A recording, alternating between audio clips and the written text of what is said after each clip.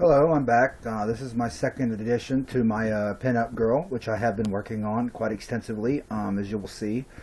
I'm really looking forward to how this turns out. It's really shaping up really nice, and I'll explain a few things to you, and hopefully you'll agree.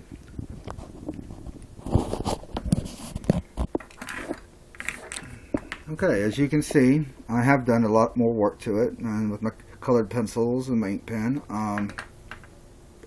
I'm also adding some lettering here. It's going to say Tattoo Life when I get it done. Down here I have taken my mechanical pencil and sketched out a butterfly with some skulls in it. That's going to be done all in shading, which gives it like a ghost appearance. So I'm looking forward to showing you how that turns out.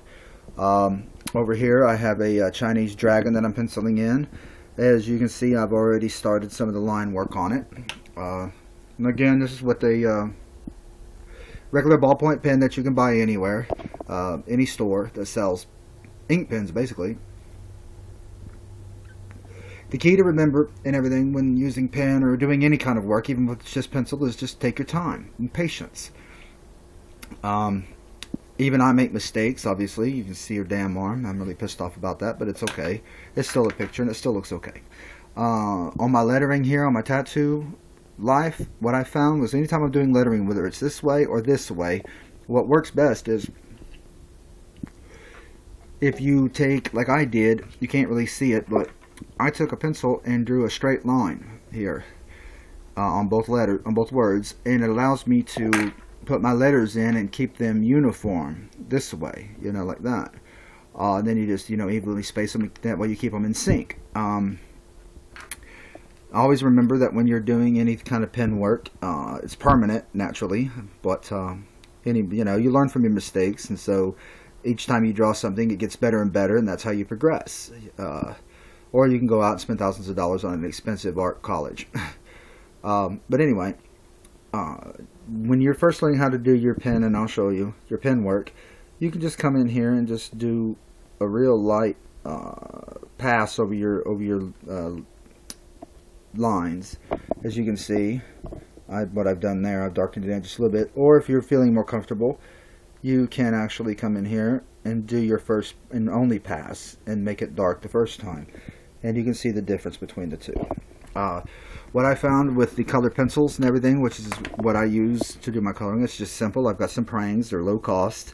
You can use Crayola, they got some more expensive ones, but it's not necessary. When you're coloring and everything, depending on the paper that you have, like I'm using standard copy paper, which has a real smooth finish, so my pencils and everything blend really well. But on some of your art paper that's more coarse and porous, they don't blend as well, so be on the lookout for that. Also, your work surface, I'm using my dining room table, and it has a wood grain imprint because it's a solid oak top. So sometimes when I'm using my colored pencils, it leaves little streaks, which is irritating to say the least, I say, but it's whatever. It's still, it's not bad, as you can see. When you're doing your ink pen work here, like so, and you go through here and you do your shading, if you find out that it's not got quite the consistency you want, but you're afraid to go over it anymore to make it too dark or whatever your application might be, there is an old school cheat that I use that was before computers and Photoshop, and that's I just take a simple black colored pencil and everything, and I go over my ink work just like this.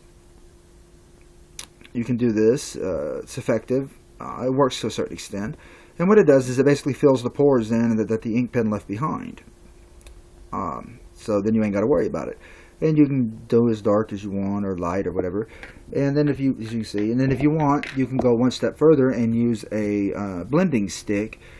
It can be a rolled up piece of newspaper to a fine point. You just smear, or you can just take a simple piece of tissue like I do.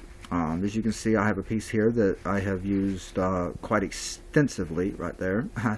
And you just go over and you just rub and blend. Then it gives a kind of a creamy look.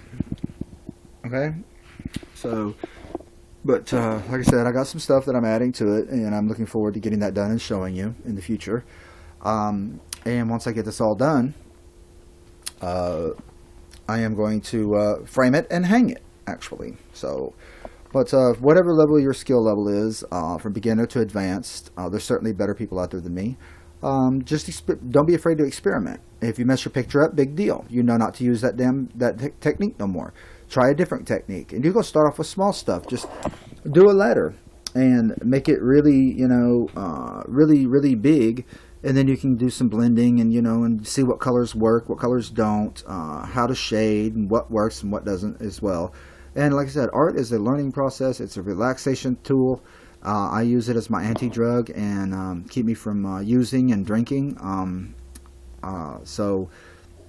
And every time I draw, I'm constantly evolving and I'm constantly learning stuff. And like I've said before, I feed on other people that are better than me, and so I learn other techniques, like I've showed you.